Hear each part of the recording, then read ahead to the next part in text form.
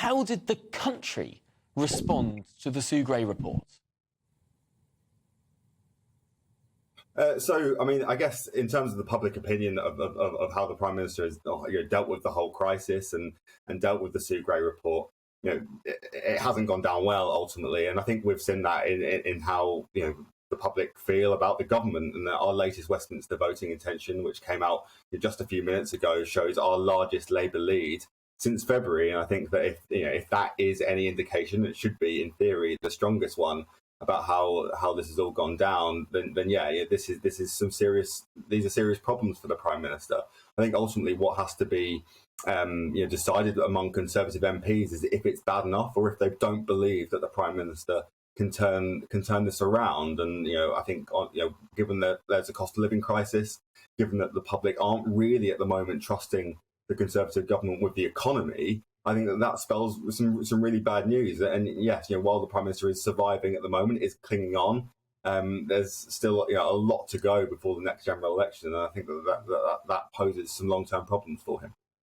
Yes, it seems to be that there have been two absolute lodestones of public support when it comes to winning elections: trust on the economy and trust on leadership. And it's so very interesting that the Labour Party, for the first time in more than a decade, seems to have inched ahead on both of those measures. Yeah, I mean, I think that it's more winning by default from Labour's point of view. I think that ultimately, while trust in the Conservatives when it comes to the economy at the moment and when it comes to handling the cost of living is low, I don't feel as though it's Labour necessarily winning by being better. It's winning by default, and that ultimately is a problem, I think, for the Labour Party. And what that means for the government is that they've still got plenty of opportunity, really, to claw that back. Ultimately, what we've seen, even in the voting intentions, is that low Conservative voters from 2019, they're more likely to still say that they don't know, rather than switching to the Labour Party, and those votes are still there, therefore, to be won back. And I think that's very similar with economic competence as well. That's such an interesting point, because I suppose the real crucial question here, because we're 2 years out from an election, isn't really what the pollsters are saying right now. It's whether or not this position is recoverable. And given that high level of don't know switching, it's your contention that the Conservatives can actually claw this back. Yeah, absolutely. I think that there is plenty of opportunity still for the government to claw things back, and I think that some of the moves outlined last week by Rishi Sunak possibly could have a good impact, a positive impact on how the government is perceived to be handling the current crises. I think that in terms of the Sue Gray report and whether that's kind of done and in the rearview mirror now, I think the government would ultimately hope that it is.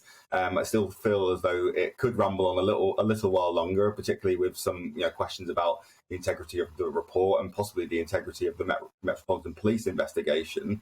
But ultimately, I think that as long as the government, as long as it wishes that it is in the rearview mirror, then I think in the minds of the public, they are willing to get on with things now. And I think they are willing to focus on the cost of living crisis. And if the government can claw back that economic credibility, then yeah, possibly Conservative MPs, or the mood among Conservative MPs, may shift such that votes of no confidence becomes something that may not end up happening. Of course, the two key sort of by-elections that we've got coming up could be a real sort of bellwether in terms of Conservative MP mood, and ultimately, that could be what triggers more votes of no, or more letters to Sir Graham Brady, and therefore more votes of no confidence in the PM.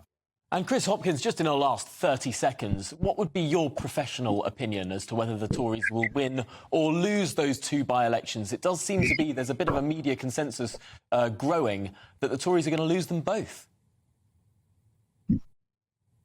Yeah, it does. It does sort of seem that way at the minute. And I think that if I was Labour and the Liberal Democrats, I would be really bullish about my chances in Wakefield and Tiverton, sort of respectively. I think that governments aren't supposed to really win by-elections ultimately, particularly at this stage in the electoral cycle. This is a party that have been in power now for 12 years, but there haven't been oppositions that have come and sort of won these seats from the Conservatives until very recently, until Chesham and Amersham really last year. So in one respect, it isn't a massive surprise that the government may lose these by-elections, but ultimately it's going to be, especially Wakefield, it's going to be focused on where it is and the swing. I think ultimately is going to be if it's what. So at least what the betting markets think it might be, then yeah, that does indicate that there is strong levels of dissatisfaction with the government, and therefore, yeah, I think there might be a bit of soul searching and among Conservative MPs about whether the Prime Minister is the person to lead them into the next general election.